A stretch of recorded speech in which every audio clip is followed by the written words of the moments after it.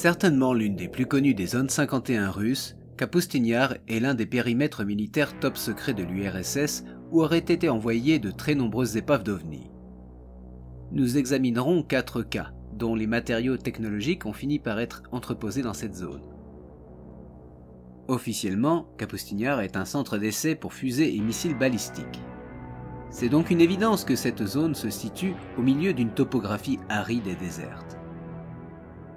Tout comme la zone 51 des USA, ce périmètre militaire renfermerait de nombreux centres de recherche et de développement, ainsi que des bunkers pour y abriter des prototypes ultra secrets.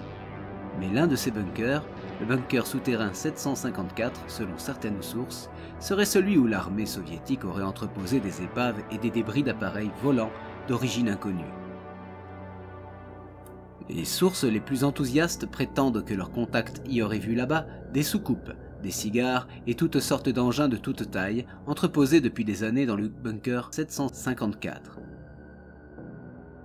Le premier cas se déroula juste avant que la Deuxième Guerre mondiale ne touche l'Union soviétique, à Rostov-sur-le-Don. Les locaux ont contacté le NKVD, le KGB de l'époque, après l'observation de l'écrasement d'un objet lumineux sur l'île de Zelyony, qui se situe au milieu du Don à Rostov. Un équipage de 5 pêcheurs qui se trouvaient là a observé la chute de l'objet dans la forêt qui s'élève sur l'île. Ils ont témoigné d'une explosion, de l'élévation d'un nuage incandescent et de la chute d'une grêle de ce qu'ils qualifieront de graines de plomb, qui néanmoins flottaient sur l'eau. Ces projections ne sont pas sans rappeler les grains de résidus de métal en fusion que l'on a retrouvés dans le cas du crash du lac de Korb ou de Marlien, dont nous avons parlé précédemment. Certains pêcheurs souffriront de problèmes respiratoires et des douleurs à la poitrine. Le rapport reste très vague sur les recherches menées par le NKVD qui prétexta qu'il s'agissait là de la chute d'un ballon. Les restes de l'engin retrouvé auraient été transférés à Kapustin-Yar. 5 ans plus tard, après la guerre, de nombreux éléments chimiques rares ont été retrouvés sur le site du crash. En 1948, un cigare volant est détecté au-dessus même du site de Kapustin-Yar. Le commandant de la base envoie 2 MiG-15 pour l'intercepter. Lors de la poursuite, l'OVNI a tiré un rayon qui a détruit l'un des appareils. Le second avion a riposté et a abattu l'OVNI à son tour. Un détachement spécial de l'armée se sera précipité sur le site du crash, pensant qu'il pourrait récupérer de la technologie qui ne pouvait être qu'américaine selon eux. Mais ce qu'ils trouveront était d'une toute autre nature.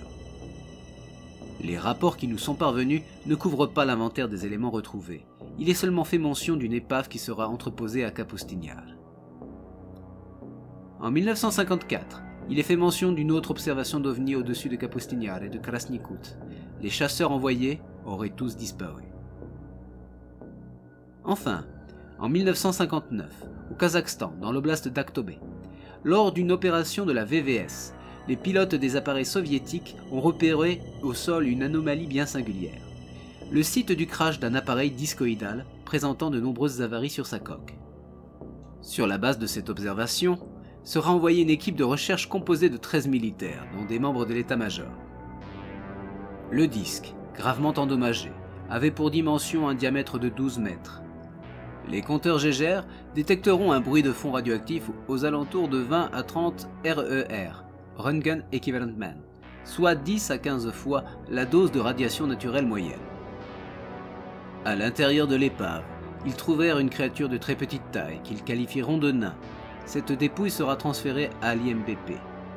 Les restes de l'appareil seront transférés par hélicoptère à Akhtubinsk, puis entreposés à Kapustin-Yar. L'expédition de récupération ne sera pas sans conséquences sur les équipes qui se seront penchées sur ce dossier. Les 5 personnes qui ont travaillé sur l'épave sont décédées rapidement, probablement à cause des rayonnements de nature inconnue. Un fragment de l'OVNI aura été transféré à Moscou, où Khrouchtchev l'aura inspecté en 1960, puis Brejnev fera de même en 1971. En 1984, ce fragment sera entreposé à l'Institut de physique des hautes énergies à Prodvino.